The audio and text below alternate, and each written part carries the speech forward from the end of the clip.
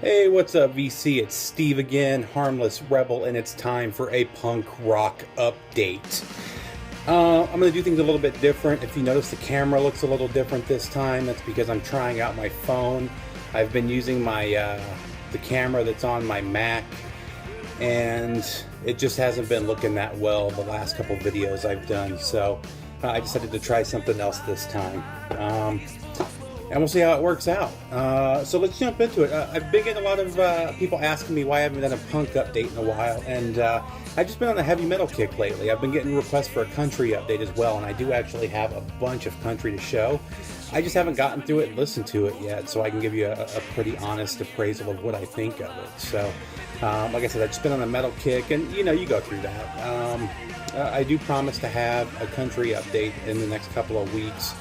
And the punk, again, I haven't been buying much, and it's not because I'm not looking. I still always look for punk. Actually, I just bought something I've been looking for quite a while within the last couple of weeks. Actually, two things that have been on my vinyl wish list for years, and I ran across both of them in the last couple of weeks. So I'm very stoked about that. So let's just kind of jump into it. First up is Anti-Flag. I don't know if you can hear the thunder. We have a nice storm rolling in, but Anti-Flag, a document of dissent, 1993 to 2013. This just came out a few weeks ago, and kind of see their timeline there. This is just a career retrospective. This is kind of their 20th anniversary comp. I was actually disappointed by this. When I ordered it, I was told it was on colored vinyl, and then I got it and it was on black vinyl. Not that big a deal. It's just the point when you expect one thing and get something else. I'm hit or miss with Anti-Flag. They've got a lot of really good songs that I like, and I agree with some of their political views. Some of their political views drive me crazy, though. So it's kind of a hit or miss with them. They have a lot of songs I like. They have a lot of songs I can't stand. But a lot of the songs that I do really like are on this double LP set, so I went ahead and got it. I don't like them enough to go out and buy all of their stuff. A greatest hits or like this one, a career retrospective is probably the best for me. Another one that I just recently picked up, I got this one a couple of weeks ago. Pull that out so I can show it. Is the tribute to Tony Sly. Tony Sly was the lead singer and the writing force behind No Use for a Name. He died a couple years ago under kind of weird circumstances. I don't think it's ever been released publicly exactly how he died. And I remember looking it up a while back and I couldn't find any information. So his family and the record label and friends and all have done a really good job of protecting whatever happened. But he also wrote punk songs for dozens of bands. I mean, he was just a really prolific writer. I actually think a lot of the stuff he wrote for other people was better than the stuff that he did himself. And he did some solo stuff as well. I mean, the guy was amazing. Really nice package here that Fat Records put together. Some of the bands that are on here, Mad Caddy, Strung Out, Rise Against, Bad Religion, No Effects, Old Man Markley, Bouncing Souls, Lagwagon, Pennywise, Gaslight Anthem. I mean, it goes on and on and on. Every good modern punk band, especially those from the Epitaph side and the Fat Records side of things, are on here. Really killer double album, and they're all singing. A lot of these are songs you've probably never heard before, which is another added bonus. So definitely worth checking out. All the proceeds to this go to his family, if I remember correctly. I don't think Fat Records is keeping anything from it. And it's on this cool crystal clear vinyl. So very cool though, definitely worth checking out. So this next one, all the hype behind it, I finally got it, ran into a copy of it. This wasn't something I searched out. I happened to run across it used for a decent price, so I picked it up. This is Death, for the whole world to see. I think it's okay. I love the story behind it. I get the time frame and where they were from, and it's not the type of music that you heard coming from that area. And I think it's good music. I just don't think it's great. I think the story definitely should be told, and I think it's very cool that all of a sudden in 2009 they started getting the popularity that they deserved from that time frame, but it's not something that I'll listen to regularly. So, like I said, not a bad album. Nothing to jump up and down about though. So, just move on. The next one I picked up was Radio Birdman. I wasn't familiar with this band. Those you Aussies out there, I've got a couple of you that subscribe. Maybe you're a little more familiar. This is an Australian band. 70s punk. This came out in 78. Very cool. Very worth checking out. Radio Birdman is kind of a weird name, but and apparently this is pretty rare and hard to find. This is an original pressing. It's actually a promo copy, and these things go for pretty crazy money. It kind of sucks that somebody slashed it out, and that may have something to do with the whole promo thing. And it's a little bit dirty, but overall it's in great condition. I don't even remember where I picked it up. But definitely some cool 70s punk. If you're into the Ramones, that style of punk, Radio Birdman, check it out. Move on. Next up we got Fear, More Beer. I actually love that song. Have a Beer with Fear, More Beer. They were just a fun band. They kind of came up a little bit when Flea joined them for a short amount of time. I don't think he actually recorded anything, but speaking, of course, of Flea from the Chili Peppers, they do have some good songs, and then they have some silly songs. They're just one of those punk bands that just it was an on or off type of thing. They either put out a good song or it was a bad song, and some people just hate them. Some people don't like the band. I personally do. I do think they're a good band. They do have some pretty killer songs that I love listening to that just make me laugh. So definitely check it out. More Beer from Fear. This next one, I got the same day I bought the Fear. Dag Nasty, Wig Out at Danko's.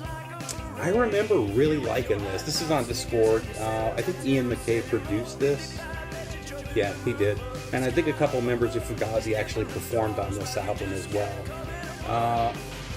I'm just not a big fan of it now. I really liked it the first when I remember it coming out. I remember really being into it. I really liked Dag Nasty back in the day. I'm just not feeling it anymore. I don't like the musicianship. Overall, it just wasn't a real impressive album to me. And I actually listened to it twice just to give it that extra listen to make sure that it wasn't just I wasn't in one of those moods, and that wasn't it. I just wasn't feeling it. So Dag Nasty, Wig Out at Danko's. If anybody out there for this one, if anybody's interested in trading, if there's one of you guys out there that's a big Dag Nasty fan that has to have this beer collection, let me know. We can work something out. So these next two, actually, let's save those for last. This next one I just got a few days ago, the new Rise Against. I'm a real big fan of Rise Against. I'm not going to review this album too much for the simple fact I've only listened to it once, and I didn't give it a real good listen yet. On the clear green vinyl. I mean, it sounds good, but again, I haven't listened to it too much yet, so I don't want to. And it also comes with their cool heart grenade stencil.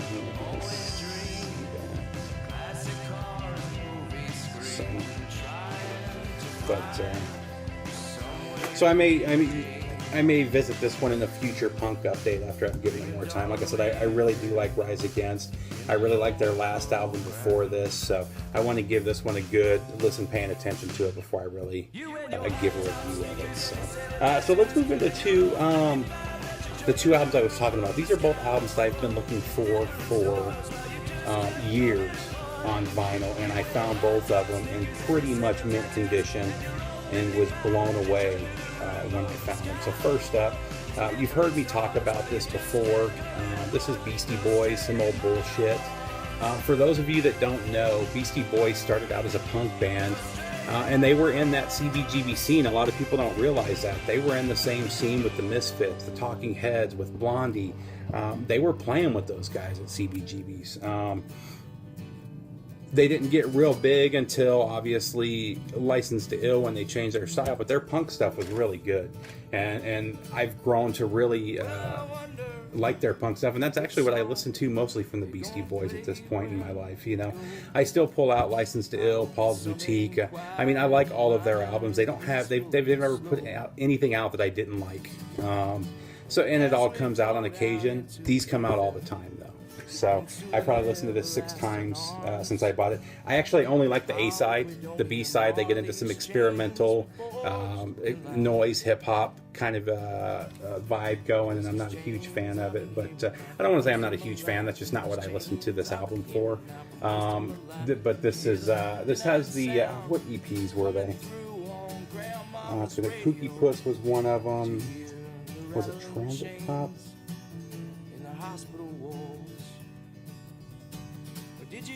Whichever ones they were, I can't remember off the top of my head. The Beastie Boys put out 2 punk EPs. The A side of this is both of those EPs put together, and then they later put out Aglio Olio. They put out a couple versions of this. This one's the harder to find. They did a 10-inch version, and then they did this one. This is the 12-inch version. They were both done on Grand Royal Records, and you can see the Grand Royal label here. And this was the 3rd album they put on Grand Royal Records. So, and you can actually see right here, Pollywogs 2. So that was the first EP that they put out, and you can actually see the labels, which is kind of cool. You can pay attention to this. And then, yeah, the Kooky Puss Maxi, which you can see the label for right there. So it's got the insert. I mean, like I said, it's in near mint condition. It plays perfectly. Super stoked. I walked in, I paid a little bit too much for it. I really didn't care. Like I said, I've been looking for this for years. I walked in and I was just flipping through the bin, and I had to have it. I grabbed it. I put down 2 other albums that I was about to buy that I really wanted, and bought this instead. So Beastie Boys, some old bullshit, definitely worth having. This last one, this was the #1 soundtrack that I've wanted. I've been looking for this for years, and not only did I find it, I found it in mint condition, and I found a promo copy. So beat them out. How do you beat them? Yeah, that sounded stupid. Whatever. Repo Man. This is an amazing soundtrack if you haven't checked this out. Iggy Pop, Black Flag, Suicidal Tendencies, The Plugs, Juicy Bananas, The Circle Jerks, Burning Sensations, and Fear. Just a killer album. This is on San Andreas. There's only one other punk soundtrack that I'm really looking for now, and it is the Suburbia soundtrack. Great movie as well if you haven't seen Suburbia, but there we go. Repo Man.